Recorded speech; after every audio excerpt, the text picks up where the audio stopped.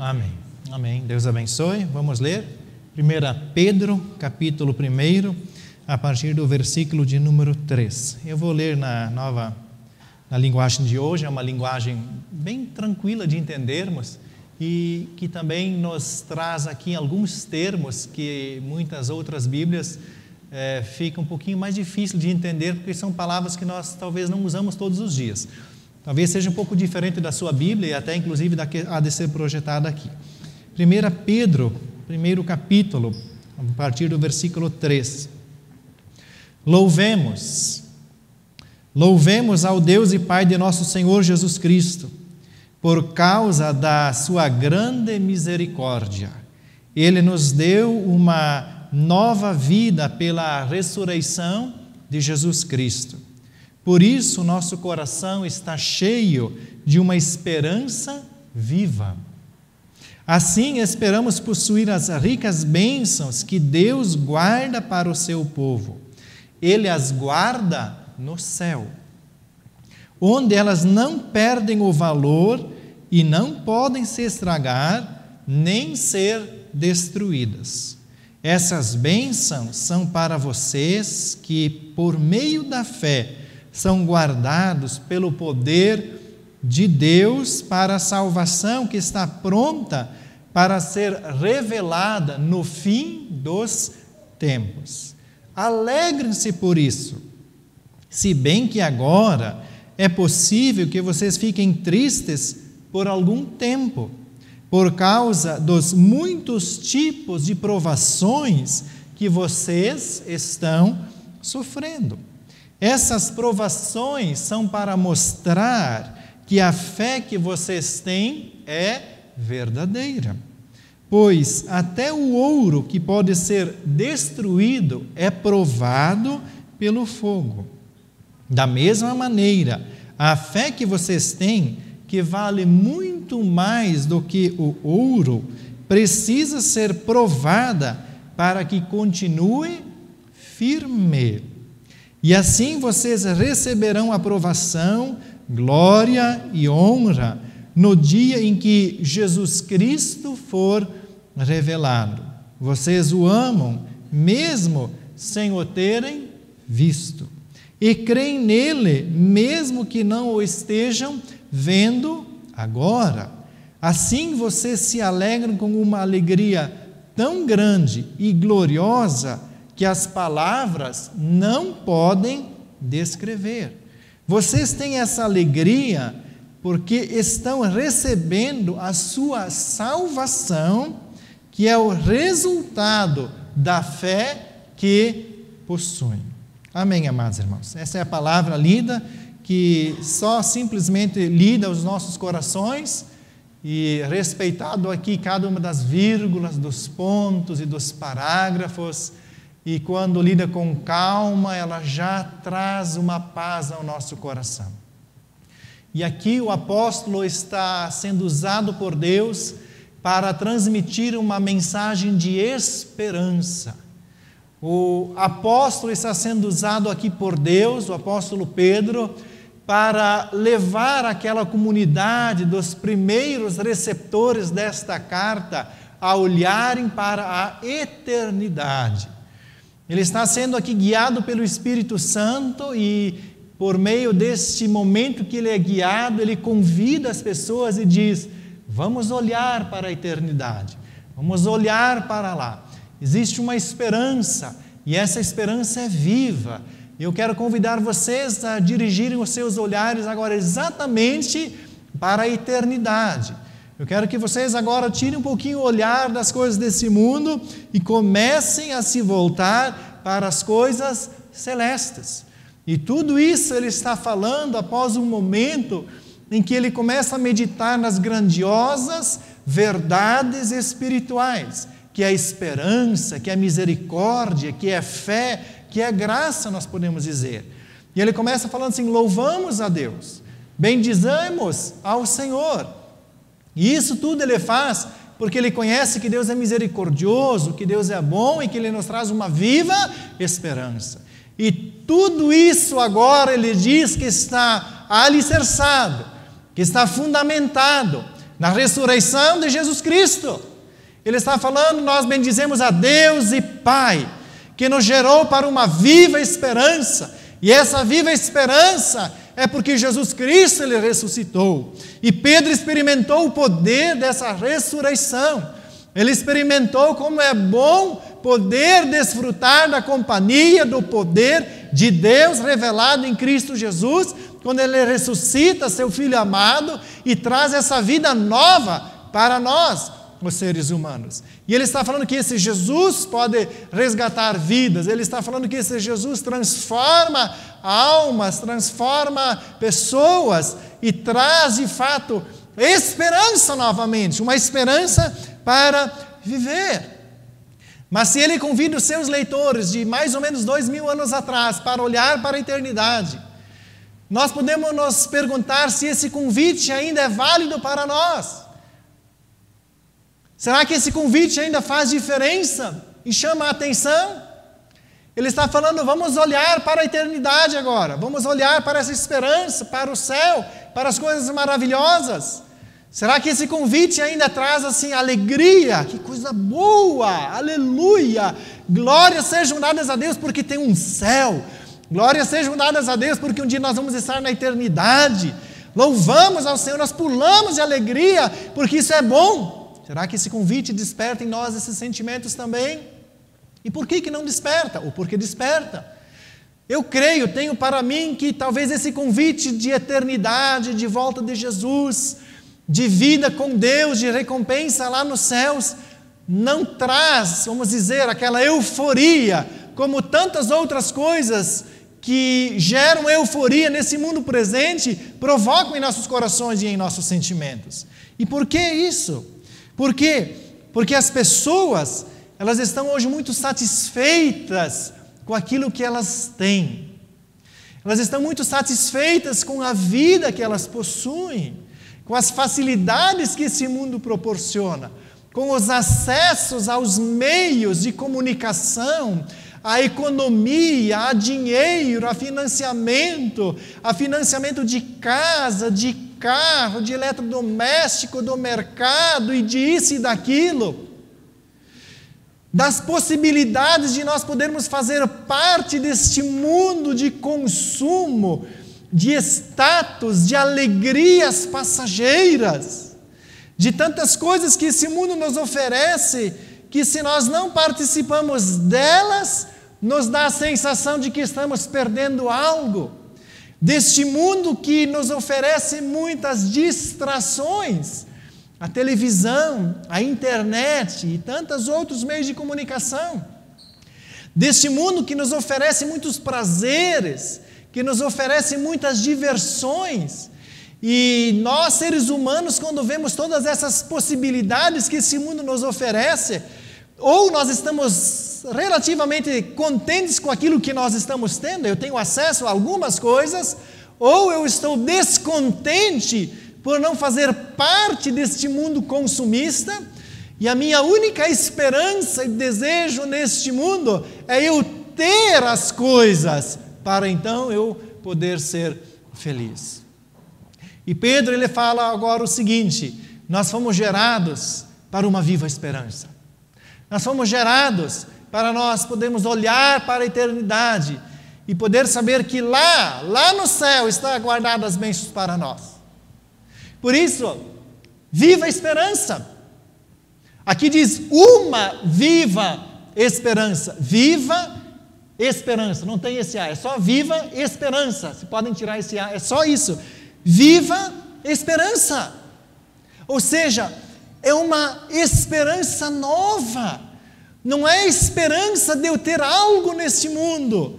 Não é esperança de eu ter mais um objeto, de alcançar mais uma posição, de ter mais uma questão de status na minha vida. Mas é uma esperança diferente. E é para essa esperança que ele convida os seus leitores, os seus ouvintes, e que a palavra de Deus nessa noite também nos convida para uma viva esperança, para viva esperança que só pode vir dos altos céus. E aqui nós lemos no versículo 3 que essa viva esperança, ela nasce no momento em que a pessoa ela é gerada de novo. A pessoa só pode ter esperança, mas não esperança de ter coisas nesse mundo, de alcançar coisas nesse mundo. Isso também pode ter até um sentimento bom gerado em nós para conquistarmos coisas melhores. Mas ele está falando aqui de uma viva esperança, que é algo maravilhoso, que é algo que inunda o nosso coração. Mas ele está falando que essa esperança que é viva só pode nascer quando nós somos gerados por Deus. Por isso aqui nos diz que nós fomos gerados de novo, uma nova vida, para uma nova esperança. O que nós precisamos entender não é que nós precisamos de mais coisas materiais para sermos felizes e termos a esperança de alcançarmos mais coisas materiais. O que também nós precisamos entender que nós não precisamos é de mais prazeres que esse mundo pode nos proporcionar, de fazermos parte deste mercado de desfrutes, e que em si não é mal, mas que pode desviar o coração da pessoa de ter a sua morada eterna lá nos céus. O que nós precisamos entender que não é de mais carros, de mais casas, de mais móveis, imóveis e eletrodomésticos e de tantas outras coisas. Não é disso que nós estamos precisando. E nós poderíamos também dizer, e precisa ser entendido de uma maneira bem clara isso, que também não é de mais milagres que nós precisamos, no sentido de que se eu obtiver isso, como eu vou ser feliz? Não é de mais curas que nós estamos precisando, porque quantas pessoas que na Bíblia viram milagres e viram curas e perderam a sua alma? Quantas pessoas que a Bíblia relata que foram, de fato, curadas, foram restauradas, os 10 leprosos, mas que não voltaram nem para agradecer a Deus. Claro que nós precisamos de cura, claro que nós precisamos de milagres, claro que nós precisamos da manifestação de Deus em nossas vidas de uma maneira extraordinária. Mas o que eu quero te dizer, que mesmo tendo todas essas coisas, não quer dizer que não haverá mais problemas. Mesmo que se Deus nessa noite lhe curar, talvez tu esteja enfermo, uma enfermidade terrível talvez, que lhe deixou abatido, e mesmo se Deus lhe curar dessa enfermidade, e mesmo que Deus possa te curar de uma enfermidade que o homem não pode curar, não quer dizer, e quem diz isso é a irmã Eleni Vassão, que você não vai ficar mais doente, que você e eu não vamos mais baixar do hospital, que eu e você não vamos morrer, que eu e você não vamos mais ter problemas. E mesmo se eu alcançasse todos os pedidos que Deus sabe que eu tenho colocado diante dele, todos os dias, todas as manhãs, tardes e noite, não quer dizer que a felicidade iria inundar o seu coração de uma hora para outra, poderia ser momentânea. Por quê? Porque a felicidade não está nas coisas. Eu escutei um homem que é uma autoridade no assunto, que ele explana, William Douglas, ele é conhecido como o doutor dos gurus, dos concursos públicos, ele dá palestras, ele diz, eu tenho contato com pessoas ricas, riquíssimas, e muitas delas são infelizes. Isso nos mostra que não é o dinheiro que vai trazer a felicidade. E esse homem, William Douglas, ele é um irmão nosso, um crente convertido a Cristo Jesus. Ele diz, não é de mais dinheiro, não é isso que as pessoas estão precisando, elas precisam de Deus.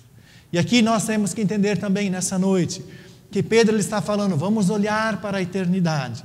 Não são as coisas deste mundo que por mais boas que elas possam ser e que vão nos trazer conforto, e é bom, amém, e que Deus possa nos dar sim, se for da vontade dele, mas o que é que nós precisamos entender e também ter, caso não o tenhas, é uma vida nova, e entender que não existe nada melhor do que a nossa vida nova em Cristo Jesus. Esse é o nosso maior tesouro, essa é a nossa maior alegria, essa é a maior conquista, é isso que deve fazer-nos jubilar, pular de alegria. Por isso eu te digo que essa viva esperança, ela começa com uma nova vida, com a regeneração. Se você já entregou a sua vida a Jesus, glorifique ao Senhor. Se você tem a salvação, você tem algo que não tem ouro deste mundo que pague. Não tem fama, não tem status, não tem nada que possa ser superior à salvação conquistada lá na cruz por Cristo, que morreu no meu lugar, por eu ser um pecador e estava perdido e iria para o inferno, como eu e você também, mas Ele me salvou. E por isso Pedro diz, vamos olhar para a eternidade, vamos olhar para o céu. É isso que nós estamos precisando. Não é também de pequenas reformas em nosso caráter que precisamos. Não é de pequenas melhorias em nossa vida que nós estamos precisando. Não é de melhorar um pouquinho e vir um pouquinho mais no culto. Temos que vir sim em todos os cultos. O que nós precisamos é de uma nova vida. Não é só, eu vou melhorar aqui um pouquinho e as coisas vão ficar melhores. Eu vou parar de fazer isso porque é pecado e vai ficar um pouco melhor. Não! Não é melhorar um pouquinho. Não é ficar um pouquinho só mais melhor, mais bonzinho e vir um pouquinho mais na igreja. Não é disso que nós estamos precisando. Por quê? Porque a Bíblia nos diz bem claramente, ninguém põe remendo novo em vestido velho, pois semelhante remendo rompe o vestido e faz maior rotura. Não é de pequenas reformas, de pequenos remendos em nossas vidas. Nós precisamos de uma nova vida. Claro que nós temos que andar no caminho da santificação diariamente e ir de fé em fé, de glória em glória e desenvolver a nossa salvação que vai se dar em etapas, sim. Mas o que eu estou dizendo, não adianta querer melhorar um pouquinho e pensar, tá bom, eu preciso de uma nova vida, eu preciso de santificação, eu preciso entender que não existe nada melhor do que isso. Isso nos indica que essa nova vida está também implicada em assumir um novo padrão e um novo estilo de vida e de comportamento. De vida e de comportamento. Nós lemos tão claramente em 1 Coríntios 6, 9 a 10, onde o apóstolo Paulo dá uma lista de pecados que aqueles irmãos de Corinto tinham cometido e que eram pecados horríveis. E ele fala assim, não sabeis que os injustos não hão de herdar o reino de Deus? Não erreis, nem impuros, nem idólatras, nem adúlteros, nem efeminados, nem sodomitas, nem ladrões, nem avarentos, nem bêbados, nem maldizentes, nem roubadores herdarão o reino dos céus. Ele diz ainda, e tais fostes alguns de vós. E tais fostes alguns de vós. Mas fostes lavados, mas fostes santificados, mas fostes justificados em nome do Senhor Jesus e pelo Espírito do nosso Deus. É isso que nós precisamos entender, igreja do Senhor. Nós fomos comprados pelo precioso sangue de Jesus. Não vamos nos iludir com as riquezas deste mundo, não vamos nos iludir com os prazeres deste mundo, com o status deste mundo. Não vamos nos deixar enredar com as coisas que esse mundo tem oferecido para distrair, para entreter e para encher a mente de coisas que não edificam, nem mesmo intelectualmente, a vida das pessoas. Tudo isso gera em nós aquela sensação, eu estou perdendo algo desse mundo que é tão bom, e por isso que eu não penso mais na viva esperança, eu não penso mais na eternidade, porque eu quero as coisas desse mundo. E Pedro diz, vamos entender, vamos louvar a Deus, bendito seja Deus, louvado seja o nome do Senhor, glórias sejam dadas a Ti, porque Tu és misericordioso, o Senhor nos gerou para uma nova esperança, em Cristo Jesus, e é isso que vale a pena. A minha esperança não está num carro novo, numa casa nova, numa poupança maior, numa outra qualquer coisa que esse mundo pode oferecer. A minha esperança é Jesus. É Jesus Cristo, o meu Salvador. Por isso eu lhe digo, entregue a sua vida a Jesus, sirva a Jesus, ande nos caminhos de Jesus, e você há de se satisfazer mais do que qualquer outra coisa, porque é só Ele que pode nos trazer paz no coração, só Ele que pode perdoar os meus pecados, lavar a minha consciência, e fazer com que eu possa dormir em paz e em tranquilidade. Porque a Bíblia nos fala que mais vale um prato de hortaliças, aonde há paz, amor, vamos assim colocar, do que o boi gordo e com ele o ódio. Muitas riquezas às vezes, mas contenda, ira, disputas, as pessoas não dormem. Mas um pratinho de hortaliça, uma cebolinha cortada, talvez sem vinagre e sal, porque não tem em casa. Mas tem paz em casa. Tem Jesus em casa. E eu posso glorificar o nome do Senhor. Uma viva esperança começa com um novo nascimento. Em segundo lugar, essa viva esperança é a vida eterna. Por isso ele convida, ele diz, vamos olhar para o céu. A viva esperança começa com novo nascimento. A viva esperança diz, nós fomos gerados para uma nova esperança e para uma herança incorruptível. Nós somos salvos para o céu. Claro, para viver aqui para a glória de Deus, sem dúvida, e cumprir o propósito que Deus tem na minha vida e na sua vida, e eu devo fazer o máximo para descobrir qual é o plano de Deus na minha vida, e viver esse plano em sua intensidade, e glorificar a Deus onde é que eu vivo, e dizer glórias a Deus com minha boca e com o meu estilo de vida, mas entender que essa viva esperança é a herança eterna. Esse é o objetivo da esperança cristã. Filipenses 3, 20 a 21 nos diz, mas a nossa pátria, ela está nos céus, de onde nós esperamos o Salvador, o Senhor Jesus Cristo. Irmãos, será que nós não esquecemos que nossa pátria é lá nos céus? Será que nós não esquecemos muitas vezes que nós somos peregrinos e forasteiros e que nós estamos de passagem nesse mundo? Por isso, parece que nós lançamos raízes tão profundas nesse mundo. Nós queremos tanto as coisas desse mundo, nós ansiamos tanto pelas conquistas desse mundo, que quando elas nos são negadas, a esperança falha, porque é uma esperança terrena, é uma esperança passageira, é uma esperança que ela se acaba tão logo nós temos e se esvai inclusive o sentimento de satisfação que pensávamos que teríamos ao obter essas coisas. Por isso nós temos que entender, a nossa esperança está nos céus. A nossa esperança é a vida eterna. A nossa esperança está em chegar no céu, em saber que nós vamos ser transformados e que lá nós receberemos a nossa recompensa e que lá nós teremos um novo corpo e que lá nós vamos glorificar o nome do Senhor. Isso é esperança para o cristão. Por isso diz, uma nova esperança, uma viva esperança. É isso que nós estamos precisando. Nós esperamos por coisas desse mundo, nós as alcançamos e esperamos outras. Nós as alcançamos e queremos outras. Nós as alcançamos e queremos outras e nunca estamos satisfeitos. Por quê? Porque o coração não se satisfaz com coisas materiais e imateriais desse mundo. O coração se satisfaz com Jesus. É de Jesus que nós estamos precisando, mas eu sou cristão, então vamos aceitar essa verdade. Vamos deixar que essa paz de Deus inunde os nossos corações e que essa palavra de esperança traga de fato para nós a esperança de levantar os nossos olhos. E o salmista diz, elevo meus olhos para os montes, de onde me vem a salvação. A minha salvação, o meu socorro, ele vem do Senhor. De onde que nós estamos esperando salvação? De quem? O que é a nossa esperança? O que é a nossa salvação?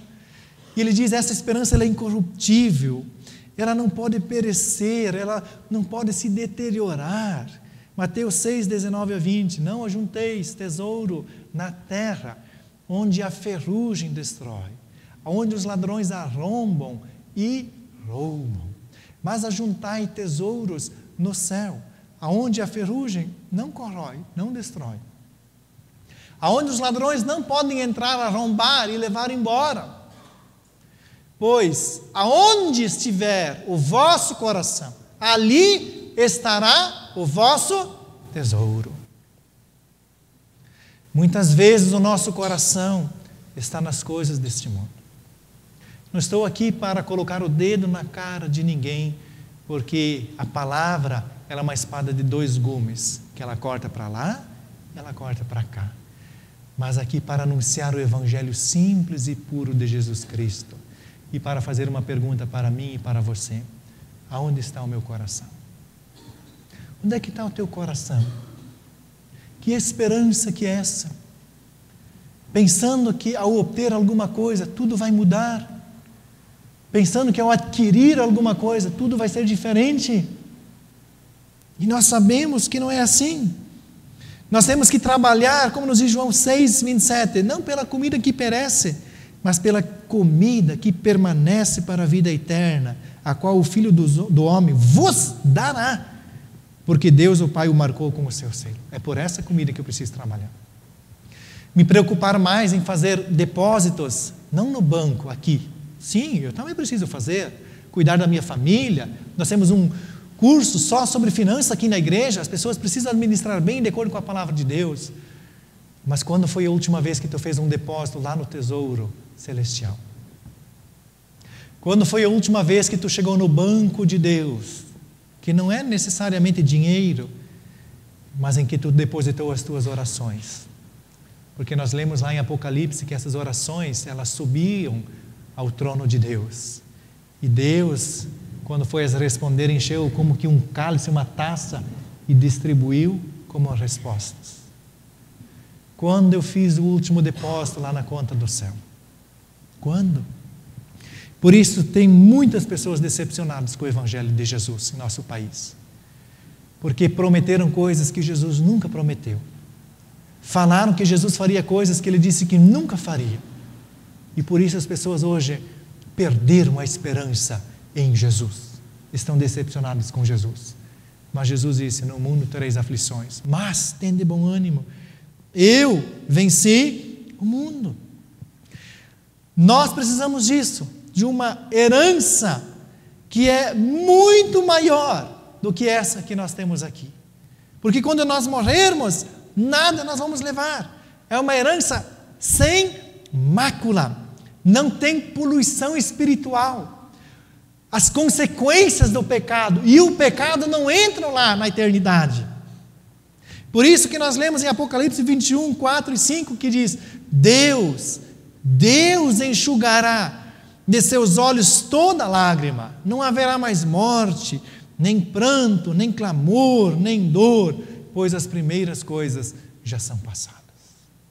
E os irmãos prestaram atenção que a palavra de Deus que nós lemos aqui, essas bênçãos são para vocês, que por meio da fé são guardados pelo poder de Deus para a salvação, que está pronta para ser revelada no fim dos tempos. E o versículo 4 ele fala assim, Ele as guarda no céu, onde elas não perdem o valor, e não podem se estragar, e nem serem destruídas.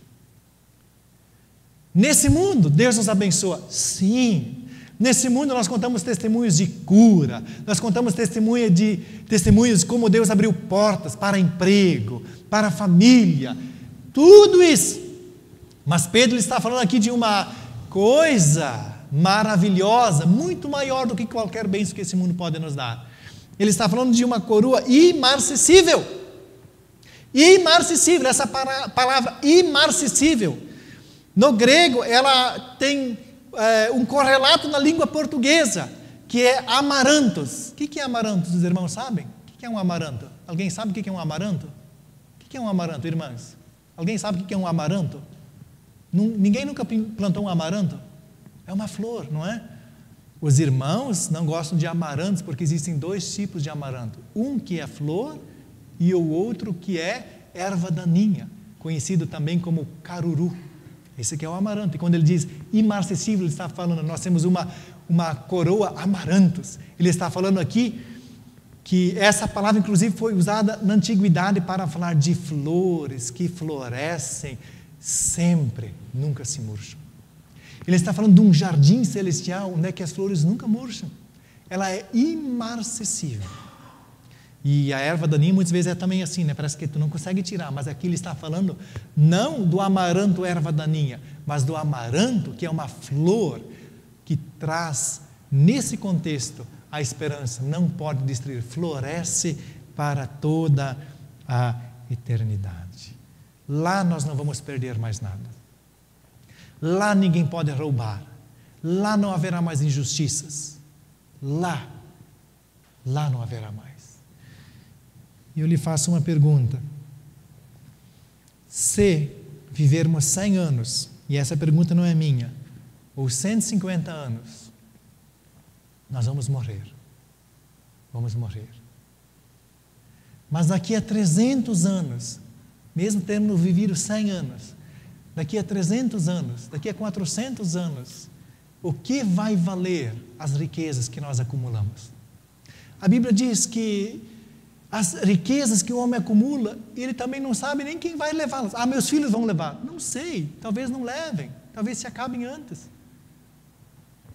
Daqui a 200 anos depois da nossa morte, o que vai ter valido para nós? Status, dinheiro, os diplomas, eles vão ter sido queimados por nossos filhos, vão falar, isso é tralha, isso é coisa daquele velho, eu vou queimar. Não vale nada. Tudo vai ter se acabado. Mas sabe o que vai valer daqui a 300 anos? Quando os nossos ossos tiverem já virado pó, é que a minha alma vai estar no céu. E que um dia Jesus vai voltar, e Ele vai ressuscitar esse pó e me dar um corpo novo. É isso que vai valer a pena. É isso que vai valer a pena. Daqui a 300 anos ninguém vai saber, talvez, que nós existimos, que fomos pobres, ricos, bem de saúde, mal de saúde, não vai importar. Mas daqui a 300 anos eu vou estar lá no céu. E lá pulando de alegria, glorificando o nome do Senhor, porque isso está guardado no céu. E nós somos guardados pelo poder de Deus. De Deus. E por último, irmãos, para nós não nos estendermos, essa viva esperança de nós somos gerados, começa com o novo nascimento. Essa viva esperança, o que é? É a vida eterna, é a eternidade. E ele diz aqui nesse versículo 6, nisto vos exultais. Em que devemos nos exultar? Salvação, vida eterna, coroa imarcessível, não pode ser destruída, recompensa para todo sempre. É nisso que deve estar a nossa alegria. E depois ele diz, ainda que, seria mais ou menos assim, apesar de tudo isso, das coisas lindas e maravilhosas que nós vamos ter lá no céu, alegre-se nisso. Mas ele diz, ainda que no presente, por breve tempo, se necessário, sejais contristados por várias provações. Essa viva esperança que está em nosso coração não exclui provações. Nisto vos exultais, ainda que no presente, por breve tempo, se necessário, sejais contristados por várias provações. A viva esperança não exclui provações. Não levanta a mão. Talvez você vai querer levantar as duas mãos com a pergunta que eu vou fazer. Você está passando alguma provação? Ah, pastor, eu posso levantar as duas mãos e fazer um sinal ainda com o pé, porque lá em casa o negócio está terrível, não é verdade? Tanta luta, tanto problema. Ele diz, nisso vocês se exultem, alegrem-se, apesar de nesse momento presente passarem por várias provações. E irmãos, eu li um comentário que diz assim, essa palavra várias, sabe para que ela era usada? Para referir-se às manchas do leopardo. Quantas manchas o leopardo tem? Várias. E ele fala assim, olha para um leopardo, tem bastante manchas, né? Vamos falar a onça, uma coisa mais conhecida para nós, né? Quantas manchas a onça tem? Umas 3. Não, é uma palavra usada assim para designar muito, bastante, várias. É como a pele do leopardo, está cheinha de manchas. Ele diz, assim é o crente, às vezes está cheinho de manchas no sentido de provações. E diz aqui, várias provações. Quantas provações, mas Deus nos guarda em todas elas. Deus está conosco sempre para nos guardar. Mas nós temos que também entender que essas provações são breves, por breve tempo. Por breve tempo. São várias, são muitas, mas é por breve tempo. Não é? Sempre provação. Nós lemos o livro de Jó e nós pensamos assim, esse homem sofreu a vida toda, né? Que sofreu? Não foi sempre provação. Os teólogos especialistas dizem, foi mais ou menos 1 ano de provação na vida de Jó. Depois passou. Na nossa vida, nós às vezes passamos 1 ano de provação, 2, 3, 5. Em algumas áreas da nossa vida vem essas provações. E às vezes a nossa vida parece que é uma provação. Ele diz, apesar de nós termos uma viva esperança, nesse mundo nós ainda temos aflições. E elas são breves, são momentâneas, e mesmo que a nossa vida seja caracterizada por várias provações, sempre luta e provação, ainda assim é por breve tempo. Quanto? 80 anos, 100 anos. Romanos 8,18, para mim tenho por certo que as aflições deste tempo presente não são para comparar com a glória que em nós há de ser revelada. É isso, irmãos. É isso que deve nos alegrar. Nós temos uma viva esperança, não exclui provações, são breves, vão passar. 2 Coríntios 4, 18. Portanto, nós não atentamos nas coisas que se veem, mas que não se veem, pois as que se veem são temporais e as que não se veem são eternas. É nisso que nós estamos esperando. E por outro lado, irmãos, as provas, as provações mostram o valor da nossa fé. Também é usada aqui uma palavra que era usada para aferir metais preciosos, aferir as moedas. Várias provações, como pelo fogo. Era uma palavra usada, quem ouvia aquela palavra sabia, isso aqui é para aferir a autenticidade daquele metal precioso. E diz, a nossa fé ela precisa ser provada, para que ela continue pura. A nossa fé precisa passar, muitas vezes, embora o ouro é perecível, também passa pelo fogo. E assim a nossa fé, para nós nos mantermos firmes e fiéis, e a nossa fé pura, ela precisa muitas vezes passar pelo fogo. E nos diz Provérbios 17, 3, o crisol é para a prata, e o forno para o ouro, mas o Senhor prova os corações. Sabe o que é o crisol? É o cadinho. O que é o cadinho? É aquela cumbuca, vamos assim dizer, uma baciazinha pequenininha de barro, e que é segurada por tipo um alicate, e eles jogam lá o ouro dentro, a prata, e lança chamas em cima, e fogo ao máximo, e aí tira o que? As impurezas. E o forno é para o ouro também, se coloca lá para tirar toda a impureza e sair um ouro fino e valioso. Provações em nossas vidas são para aferir se de fato nós amamos ao Senhor, se de fato a nossa fé é pura, se de fato nós servimos ao Senhor por aquilo que Ele é, pela recompensa guardada nos céus, que ninguém pode tirar, ninguém pode roubar, ninguém pode manchar. Então o Senhor lança as provas, que são como fogo, e às vezes são várias, mas temos que entender, é por um breve tempo. A recompensa, ela está lá nos céus. Amém?